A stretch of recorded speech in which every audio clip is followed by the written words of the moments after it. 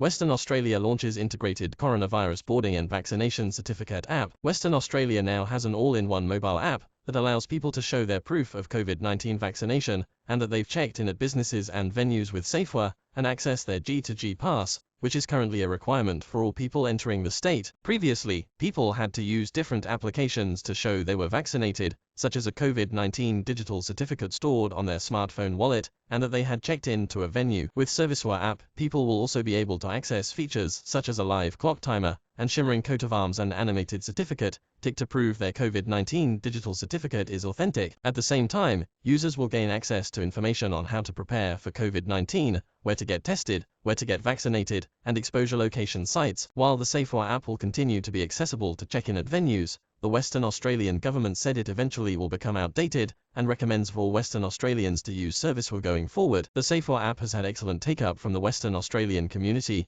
and been vital in helping contact tracers do their job when positive cases have been recorded, Health Minister Amber Jade Sanderson said. ServiceWA will also simplify the check-in process, making things fast and efficient for patrons, and life easier for businesses and their employees. With changes in our COVID response and vaccinations coming on board as another essential public health measure, the ServiceWA app is the best way forward in making our transition as convenient as possible and helping to keep our community safe. The app has the capacity to accommodate additional COVID-related services in the future. Setting up ServiceWA requires users to download the federal government's MyCovid app to verify their digital identity, using at least two identity documents, such as a driver's license, passport, or Medicare card. The state government advises users to allow at least 30 minutes to complete the setup. Requiring a digital identity to set up a ServiceWA app account means people won't need multiple apps or other forms of identification to meet COVID-19 transition requirements, and they have everything in one convenient place, a WA government spokesperson told SNET. Having the ServiceWA app set up to use in the one place will be much easier and quicker than using separate apps,